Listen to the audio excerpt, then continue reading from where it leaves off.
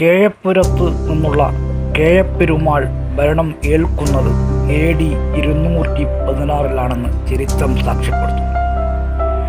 പിന്നീട് ചോളപ്പെരുമാളും പാണ്ടിപ്പെരുമാളും മുട്ടരായ പെരുമാളും കേരളപ്പെരുമാളും ചോളിയ പെരുമാളും കുലേശേഖര പെരുമാളും തുടങ്ങി 56 പെരുമാൾമാർ ഭരണം നടത്തിപ്പോന്നു.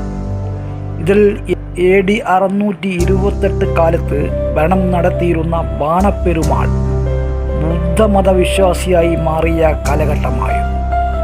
ബുദ്ധമത അനുയായിയായി മാറിയ അദ്ദേഹത്തിന് ഒരുപാട് ഭീഷണികൾ നേരിട്ടു.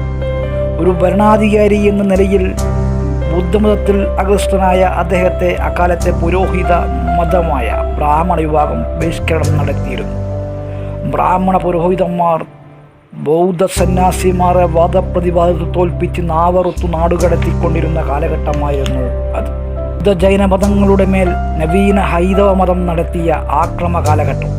പെരുമാളിൻ്റെ ഭരണകാലഘട്ടം കേരളത്തിലെ ശൈഖ് സൈറുദ്ദീൻ തഖിയുദ്ദീൻ അദ്ദേഹത്തിൻ്റെ കൂടെ ഉണ്ടായിരുന്ന മറ്റ് 2 പേരുമാണ് ആദ്യത്തെ മിഷണറി സംഘം. സിലോൺ ആദൻമല സന്ദർശിക്കുവാൻ പോകുന്ന വേളയിൽ യാത്രാമധ്യേ വിശ്രമാർത്ഥം കൊടുങ്ങല്ലൂരിൽ കപ്പലിറങ്ങി. ഇത് ചക്രവർത്തി ബാണപ്പെരുമാൾ അറിയാൻ ഇടവന്നു. അദ്ദേഹം തൻ്റെ കൊട്ടാരത്തിലേക്ക് അവരെ ക്ഷണിച്ചു. അവരുടെ വരവിൻ്റെ ഉദ്ദേശം ആരായുകയും ചെയ്തു. ഞങ്ങൾ അറേബ്യയിൽ നിന്ന് പ്രവാചകനായ മുഹമ്മദ് നബിയുടെ പ്രവാചക ദൗത്യം സംഘമാണെന്നും ഇസ്ലാം മത അനുയായികളാണെന്നും പഠനാർത്ഥം സറൽ ദ്വീപിലേക്ക് പോകുന്നവരാണെന്നും അറിയിച്ചു. ശൈഖ് സഹറുദ്ദീൻ കൂട്ടരും ഇസ്ലാമിക ധർമ്മത്തെയും ആചാരാനുഷ്ഠാനങ്ങളെയും പ്രവാചകനെയും കുറിച്ച് വിസ്താരം രാജാവിന് മുന്നിൽ പറഞ്ഞു. ബാണപ്പെരുമാൾ വിശ്വാസ തകർച്ചയിലെത്തിയിരുന്ന സന്ദർഭമായിരുന്നു അത്. അതുകൊണ്ട് തന്നെ ഇസ്ലാമിക വിശ്വാസങ്ങളിൽ അദ്ദേഹത്തിന് മതിപ്പ് തോന്നി. പുണ്യപ്രവാചകനെ നേരിൽ ദർശനം അദ്ദേഹം ആഗ്രഹം പഠിപ്പിക്കുകയും ചെയ്തു. 7-ാം നൂറ്റാണ്ട് ആയപ്പോഴേക്കും കേരളത്തിൽ ബുദ്ധമതവും ജൈനമതവും സഹോയോഗമായി കഴിഞ്ഞു. ചൈനീസ് സഞ്ചാരി ഊയാൻ സാങ്ങിൻ്റെ പ്രസ്താവനയും ഇതിനോടനുബന്ധിച്ച് വായിക്കുന്നതാണ്. അദ്ദേഹത്തിൻ്റെ ചരിത്ര പുസ്തകങ്ങളിൽ ഇത് രേഖപ്പെടുത്തിയിട്ടുണ്ട്. ആത്മീയ നിർവൃതിക്ക് വേണ്ടി ഏതു മാർഗവും സ്വീകരിക്കുവാൻ അക്കാലത്തെ മഹാത്മാക്കൾ തയ്യാറായിരുന്നു. ഇസ്ലാമിക വേദ ഉപദേശങ്ങൾ കേട്ട ബാണപ്പെരുമാൾ സഖറുദ്ദീൻ ഇതിനോട് സിലോണിൽ നിന്നും വരുമ്പോൾ തിരിച്ച് കൊടുങ്ങല്ലൂരിൽ ഇറങ്ങണമെന്നും തനിക്ക് പ്രവാചകനെ കാണുമെന്നും ആഗ്രഹം പഠിപ്പിക്കുകയും ചെയ്തു. ആഗ്രഹമെടുക്കുവാൻ പെരുമാളെ പ്രേരിപ്പിച്ച ഘടകം ചൈനയിലേക്കും മതപ്രചരണത്തിനും ഇറങ്ങിയ മുസ്ലിം സംഘവും കൊടുങ്ങല്ലൂരിലെത്തിയതായിരുന്നു. സൈറുദ്ദീനും തഖിയുദ്ദീനും സംഘവും സിലോണിൽ നിന്ന് മടങ്ങിയെത്തിയതോടെ ഒരുക്കങ്ങൾ പൂർത്തിയായിരുന്ന ബാണപ്പെരുമാളും അദ്ദേഹത്തിൻ്റെ വിശ്വസ്തരായ ചില മന്ത്രിമാരും പ്രമുഖരും മുസ്ലിം സംഘത്തോടൊപ്പം യാത്ര പുറപ്പെടുവാൻ തീരുമാനിച്ചു. ബാണപ്പെരുമാൾ 12,000 കൊല്ലം ധർമ്മടം തലശ്ശേരി എത്തി തൻ്റെ സഹോദരിയുമായി യാത്ര പറഞ്ഞു. തൻ്റെ ഇളയ സഹോദരിയായ ധർമ്മടത്തെ ശ്രീദേവിയുടെ മകൻ കൊയ്യൂർ രാജകുമാരനെയും അതോടൊപ്പം കൈയിലേക്ക് കൊണ്ടുപോകുന്നതിന് അനുവാദം വാങ്ങി. യാത്ര തിരിച്ചു. ബാണപ്പെരുമാൾ ചക്രവർത്തിയോടൊപ്പം അദ്ദേഹത്തിൻ്റെ വിശ്വസ്തരായിരുന്ന ചരിത്രകാരായ മുസ്തജുമാദ്, നീലിനിഷാദ്, സാനിപ്പാത്ത്, നീലിനിഷാദ് എന്നീ 4 പേരും അനുഭവിച്ചിരുന്നു. തലശ്ശേരി മാഹി പ്രദേശത്ത് നിന്ന് മുജപ്പണത്തിൽ ഏർപ്പെട്ട സൂഫി വര്യൻ ഉമർ ബിൻ അൽ സുഹർമതി തൻ്റെ റിഫത്തുൽ മുലൂക്ക് രചകമോടെ യാത്ര എന്ന ഗ്രന്ഥത്തിൽ ഇത് വളരെ പ്രാധാന്യമായി രേഖപ്പെടുത്തിയ വിവരങ്ങളാണ്. പ്രവാചകനെ തേടി വരുന്നവർക്ക് റളിയല്ലാഹുവിനെ ആയിരുന്നു പ്രവാചകൻ നിയോഗിച്ചിരുന്നത്. പ്രവാചകന്റെ സന്നിധിയിൽ വെച്ച് തിരുനബിയുടെ കരങ്ങൾ പിടിച്ച് പെരുമാളും സംഘവും ഇസ്ലാം മതം പുലർന്നു.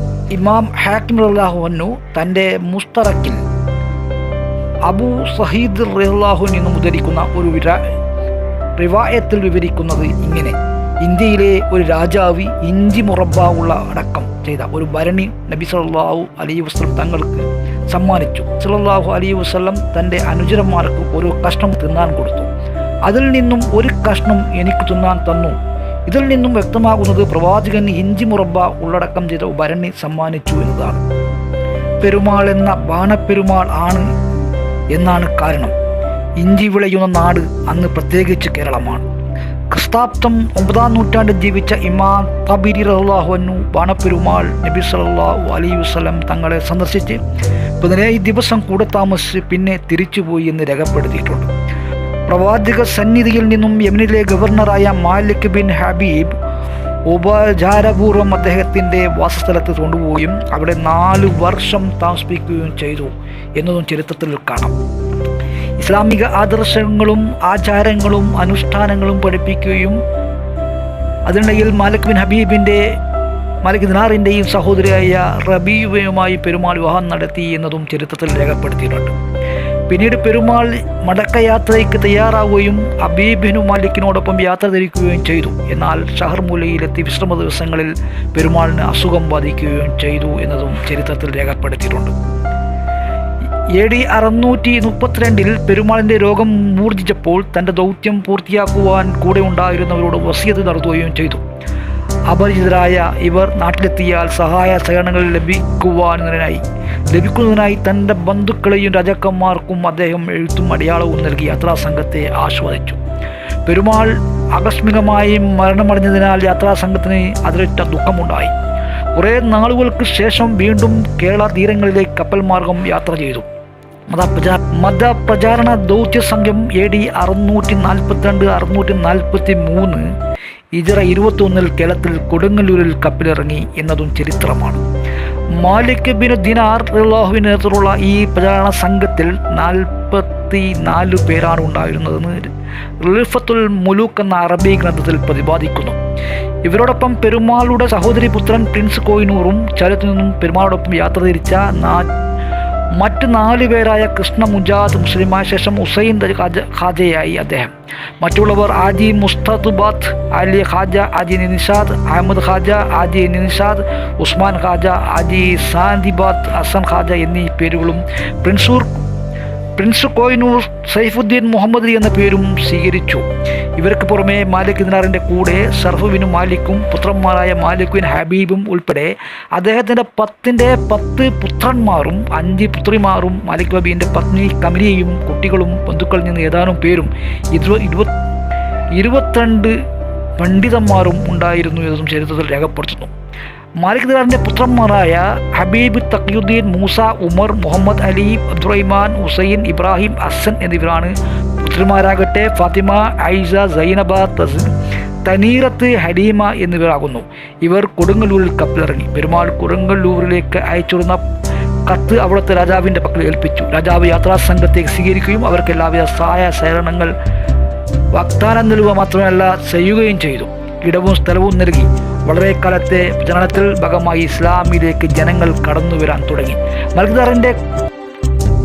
മാലിക് ദിനാർ അവിടെ രാജാവിൻ്റെ എല്ലാവിധ സഹായ സഹകരണത്തോടെ മസ്ജിദ് നിർമ്മിക്കുകയും ചെയ്തു. പിന്നീട് വിവിധ ഘട്ടങ്ങളിൽ കേളിയ തീരങ്ങളിൽ മാലിക് ദിനാറിൻ്റെ അദ്ദേഹത്തിൻ്റെ അനന്തരവൻ മാലിക്കുൻ ഹബീബിൻ്റെയും സമഫലമായി പള്ളികൾ സ്ഥാപിതമായിട്ടാണ് തുഹ്ഫത്തുൽ മുജാഹിദും മറ്റ് അറബി ഗ്രന്ഥങ്ങളും പരാമർശിക്കുന്നത്. തുഹ്ഫത്തുൽ മുജാഹിദിനിൽ വായിക്കുന്നത് പോലെ ഈ 10 പള്ളികളാണ് മാലിക് ദിനാറിൻ്റെ കാലത്ത് ഉണ്ടായിരുന്നത് എന്നാണ് വസ്തുത. മാലിക് ബിൻ ദിനാറിൻ്റെ കൽപ്പന പ്രകാരം ഇസ്ലാമിക മിഷണറി സംഘം മലബാർ ഭാഗത്തേക്ക് യാത്രയായി. മതപ്രചാരണത്തിന് അവർ തിരഞ്ഞെടുത്ത മറ്റൊരു സ്ഥലം പന്തലൈനി എന്ന് പറഞ്ഞ കൊല്ലം കടലിനടുത്തുള്ള സ്ഥലമാണ്. പിന്നീട് അവർ കടൽ മാർഗം സൈഫുദ്ദീൻ മുഹമ്മദ് അലിയുടെ ഭരണസിരാകേന്ദ്രമായ ധർമ്മപട്ടണത്തിൽ എത്തിച്ചേർന്നു. ധർമ്മപട്ടണത്തിൽ അവർ മതപ്രചാരണത്തിൽ ഏർപ്പെടുകയും സ്വന്തം അമ്മ ശ്രീരൂപി തമ്പുരാട്ടി മതം മാറുകയും ചെയ്തു. കൂടെ അദ്ദേഹത്തിൻ്റെ വീട്ടിലെ അലക്കുകാരനായ അപ്പു എന്ന യുവാവും മതം മാറിയുണ്ടായി. പിന്നീട് ധർമ്മപട്ടണം മുസ്ലിം രാജവംശമായി മാറിയെന്നതാണ് വസ്തുത. അങ്ങനെയാണ് മുഹമ്മദ് അലി രാജവംശം ഉടലെടുക്കുന്നത്. ആലി രാജവംശം ഉടലെടുക്കുന്നത്. ആലി രാജവംശമാണ് അറക്കൽ രാജവംശമായി രൂപാന്തരപ്പെടുന്നത് എന്നത് ചരിത്രമാണ്. പിന്നീട് പല ഭാഗങ്ങളിലേക്കും ഇരിക്കൂർ, മാടായി, എടക്കാട് അങ്ങനെ പല ഭാഗങ്ങളിലേക്കും മതപ്രചാരകരെ അയച്ചു. ഇതിൽ 7 സഹാബികളെ പ്രിൻസ് രാജകുമാരൻ്റെ കാർഷിക മേഖലകൾ കോയിലോട് ഭാഗത്ത്, വേങ്ങാട് ഭാഗത്ത്, അഞ്ചരക്കണ്ടി ഭാഗത്തുള്ള കാർഷിക മേഖലകളിലൂടെ നോക്കി നടത്തിപ്പുകാരനായ നമ്പിയാറെ അദ്ദേഹത്തിൻ്റെ കൊട്ടാരത്തിലേക്ക് വിളിപ്പിക്കുകയും നമ്പിയാറോട് മതപ്രചാരണ കാര്യങ്ങൾ പറയുകയും സഹാബികളെ നിങ്ങളെ ഇല്ലത്ത് കൂട്ടുകയും വേണം എന്ന് ആവശ്യപ്പെട്ടത് പ്രകാരം അദ്ദേഹം 5 സഹാബികളെ അദ്ദേഹത്തിൻ്റെ വസതിയിലേക്ക് കൊണ്ടുപോയി. ഇവിടെ അദ്ദേഹം മതപ്രചാരണത്തിൽ ഏർപ്പെടുകയും പിന്നീട് നമ്പിയാർ മതം മാറി കമറുദ്ദീൻ എന്ന പേര് സ്വീകരിക്കുകയും സഹോദരി മതം മാറി ഖദീജ എന്ന പേര് സ്വീകരിക്കുകയും ചെയ്തു. പിന്നീട് അവിടെ കോയിലോട് ദേശത്ത് മസ്ജിദ് നിർമ്മിക്കുകയും പ്രദേശിക നിവാസികളൊക്കെ വിളിച്ച് ഇസ്ലാമിക സന്ദേശം എത്തിക്കുകയും ചെയ്തു. നമ്പ്യാർ ഫാമിലി കോഹിനൂർ പ്രിൻസ് രാജകുമാരൻ്റെ അടുത്ത സഹചാരിയും കാർഷിക മേഖല നോക്കി നടത്തിപ്പുകാരനും കാര്യസ്ഥനുമാണ്. വേങ്ങാട് അടക്കം. വേങ്ങാട് എന്ന് പറയുമ്പോൾ വേങ്ങാട് വൻകാട് എന്ന ദേശത്തിനെയാണ് പിന്നീട് വേങ്ങാട് എന്നായി മാറിയത്. സമുദ്രനിരപ്പിൽ നിന്നും 70-60 അടി താഴ്ചയിലാണ് വൻകാട് അഥവാ വേങ്ങാട് സ്ഥിതി ചെയ്യുന്നത് ഭൂപ്രദേശം. കാർഷിക മേഖലയ്ക്ക് അനുയോജ്യമായ ഒരിടം കൊണ്ടായിരിക്കാം വേങ്ങാട് കാർഷിക മേഖലയായി അക്കാലത്തെ ജനങ്ങൾ തിരഞ്ഞെടുത്തത്. വേങ്ങാട് ആദ്യം ദ്രാവിഡ വിഭാഗമായിരുന്നു വേങ്ങാട് താമസിച്ചിരുന്നത്. വേങ്ങാടിൻ്റെ ജനവാസ ചരിത്രം 2000 വർഷങ്ങൾക്ക് മുമ്പാണ്. അതും ദ്രാവിഡരും പിന്നീട് ബുദ്ധമത വിശ്വാസികളും വേങ്ങാട് താമസിച്ചിരുന്നത് ചരിത്രത്തിലുണ്ട്.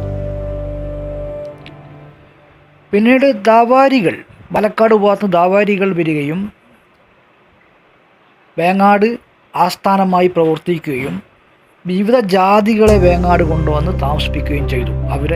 അവരുടെ സേവന ചെയ്യുന്ന ഒരു ജനവിഭാഗത്തെ വേങ്ങാട് കൊണ്ടുപോയി താമസിപ്പിച്ചു.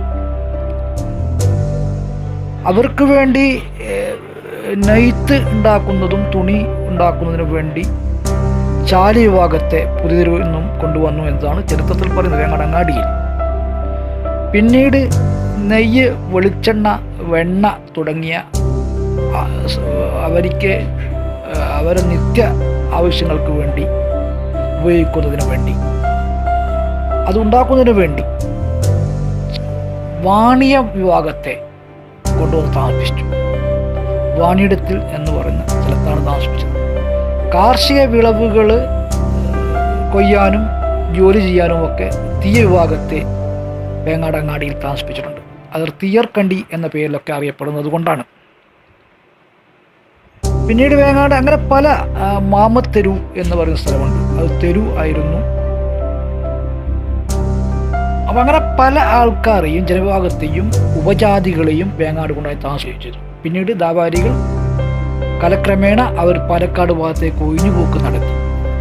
പിന്നീടാണ് കോഹിനൂർ പ്രിൻസ് രാജകുമാരൻ്റെ ചെറുവാൻ പെരുമാളിൻ്റെ ഭരണത്തിൽ കീഴിൽ വേങ്ങാട് പ്രദേശങ്ങളും വരുന്നത്. കാർഷിക വിളവൊക്കെ അവർ കൈകളിലേക്ക് ആകുന്നത് അങ്ങനെയാണ്.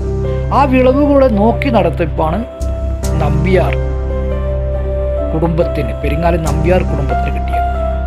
പിന്നീട് ഇസ്ലാം മതം സ്വീകരിച്ചതിന് ശേഷം ഈ സ്ഥലങ്ങളൊക്കെ പ്രിൻസ് രാജകുമാരൻ ഇവർക്ക് ദാനമായി കൊടുക്കുകയും ചെയ്തു എന്നതാണ് വസ്തുത. അങ്ങനെ നമ്പ്യാർ മതം മാറിയ നമ്പ്യാറും സഹോദരിയും വേങ്ങാട് അങ്ങാടിയിൽ വന്ന് താമസിപ്പിച്ചു. ചാലികണ്ടി എന്ന് പറയുന്ന സ്ഥലത്താണ് താമസിച്ചത്.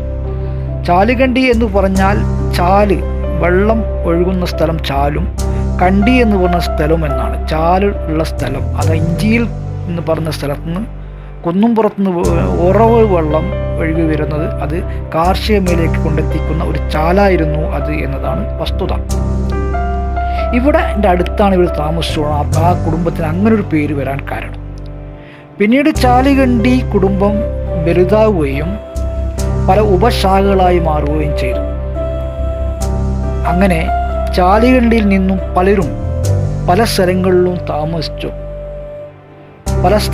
താമസിക്കുകയും ആ താമസിക്കുന്ന പേരിനോടൊപ്പം ചാലികണ്ടി പേരും ചേർത്തുകൊണ്ടാണ് പിന്നീട് കുടുംബം അറിയപ്പെട്ടത്. അങ്ങനെയാണ് നെച്ചിയിൽ ചാലികണ്ടി എന്ന കുടുംബവും ഓരത്ത് ചലണ്ടി അബൂബക്കർ വീട് വെച്ച് താമസിച്ചത് കൊണ്ടാകാം നെച്ചിയിൽ ചാലികണ്ടി എന്ന പേരിൽ ഇവർ അറിയപ്പെട്ടത്. നെച്ചിയിൽ പുഴ തുടങ്ങുന്നത് കണോം സംരക്ഷിത മേഖലയിലെ കുറ്റിമലയുടെ താഴത്തു നിന്നാണ്. കേരളത്തിലെ പടിഞ്ഞാറോട്ട് ഒഴുകുന്ന ഈ നദി 48 കിലോമീറ്ററോളം ദൈർഘ്യം ഉണ്ട് എന്നതാണ് വസ്തുത. കുറ്റിമലയിൽ നിന്നും ചെറിയ ഉറവയായി ആരംഭിച്ച് പെരുമ്പത്ത് വഴി 4 കിലോമീറ്ററോളം വനത്തിലൂടെ ഒഴുകുന്നു ഈ നദി. പിന്നീട് കൊളപ്പാമലയിൽ വെച്ച് 60 മീറ്റർ താഴേക്ക് പതിക്കുന്നു. അവിടെ നിന്നും 14 മീറ്റർ വനത്തിലൂടെ ഒഴുകി തുടർന്ന് എടയാറിൽ വെച്ച് ജനവാസ കേന്ദ്രത്തിൽ എത്തിച്ചേരുന്നു. മട്ടന്നൂര്, കോളയാട്, ചിറ്റാരിപ്പറമ്പ്, മാലൂര്, മാങ്ങാട്ടിടം, വേങ്ങാട് വഴി പിണറായി, ധർമ്മടം, കടമ്പൂർ, പെരളശ്ശേരി, മുഴപ്പിലങ്ങാട് വഴി അറേബ്യ കടലിൽ പതിക്കുന്നു. ഈ പുഴയോരത്ത് ചാലികണ്ടി ഉമയ്യ ഉമ്മാമ്മയുടെ ഏക മകൻ ചാലികണ്ടി പോക്കർ വീട് നിർമ്മിച്ചു. അക്കാലത്തെ പൗരപ്രമുഖൻ, വ്യവസായി, കാർഷിക വിളവുകൾ ജലപാത മാർഗം തലശ്ശേരി കേയുടെ പാണ്ഡികശാലയിലേക്ക് എത്തിച്ച് വിൽപ്പന നടത്തിയ വ്യക്തി അബൂബക്കർ എന്ന പോക്കർ. കേയുമായുള്ള ബന്ധങ്ങൾ വെച്ച് ബ്രിട്ടീഷ് ഉദ്യോഗസ്ഥലങ്ങളിൽ നല്ല ബന്ധങ്ങൾ അദ്ദേഹം സ്ഥാപിച്ചു. വംശത്തിന് ശേഷം കേയുമാരായിരുന്നു മലബാറിലെ വാണിജ്യ മേഖല നിയന്ത്രിച്ചിരുന്നത്. ആലുപ്പി കേയി, സഹോദരി മകൻ മൂസക്കേയി തുടങ്ങിയവർ ഡച്ചുകാരുമായും പിന്നീട് ബ്രിട്ടീഷുകാരുമായി വ്യാപാരത്തിൽ ഏർപ്പെട്ടിരുന്നു. ചാലികണ്ടി അബൂബക്കറിൻ്റെ ബിസിനസ് വളർച്ച കഴിവുകൾ കണ്ട് കേയി തൻ്റെ സഹോദരി മറിയുമയുടെ മകൾ ഉമയെ നച്ചീൽ ചാലികണ്ടി പോക്കറിന് വിവാഹം ചെയ്തു കൊടുത്തു. ഈ വിവാഹത്തിൽ 2 കുട്ടികൾ ജനിച്ചു. കുഞ്ഞി ഫാത്തിമ, മുഹമ്മദ് കുഞ്ഞി. ഫാത്തിമയെ ഇദ്ദേഹത്തിൻ്റെ സഹോദരി മകൻ കുഞ്ഞഹമ്മദും കല്യാണം കഴിച്ചു. ഈ വിവാഹത്തിൽ ജനിച്ച ബീവിയെ കുഞ്ഞഹമ്മദിൻ്റെ സഹോദരി മകൻ മൂസ ആജിയും വിവാഹം ചെയ്തു. വലിയ ധനാഢ്യനായിരുന്നു നച്ചീൽ പോക്കർ. സാമൂഹിക സേവന രംഗത്തും അക്കാലത്ത് അദ്ദേഹത്തിന് നിറഞ്ഞ സാന്നിധ്യമായിരുന്നു. ചാലികണ്ടി പോക്കറിൻ്റെ സഹോദരിയാണ് ആയിഷ എന്ന പാച്ചൂത്ത. അവരുടെ മകളാണ് ആമിന. ആമിനെ വിവാഹം ചെയ്തത് കോൽക്കിയിൽ മൂസയാണ്. ആമിനുടെയും മൂസയും ഏക മകളാണ് ഉമയ്യ. ഏകദേശം 1353 വർഷത്തെ ചരിത്രമുള്ള തറവാടാണ് നച്ചീൽ ചാലികണ്ടി തറവാട്. വേങ്ങാട് എന്ന ചരിത്രതീത വീരതിഹാസ ഈ നാട്ടുരാജ്യത്തിൻ്റെ ചരിത്ര പാശ്ചാത്തലവും അറബ് രാജ്യവുമായി ബന്ധപ്പെട്ട് കിടക്കും. മാലിക് ദാറിൻ്റെ കൂടെ വന്ന സഹാബീവര്യന്മാർ, 7 സഹാബീവര്യന്മാരുടെ ഖബറുകൾ ഇന്നും കോയിലോട് മക്കാമിൽ സ്ഥിതി ചെയ്യുന്നു. അവരെ അടുത്തു തന്നെ മതം മാറിയ പെരിങ്ങാലിൻ നമ്പ്യാർ എന്ന അമറുദ്ദീൻ്റെയും സഹോദരിയുടെയും ഖബറുകളും തൊട്ടടുത്ത് തന്നെയും.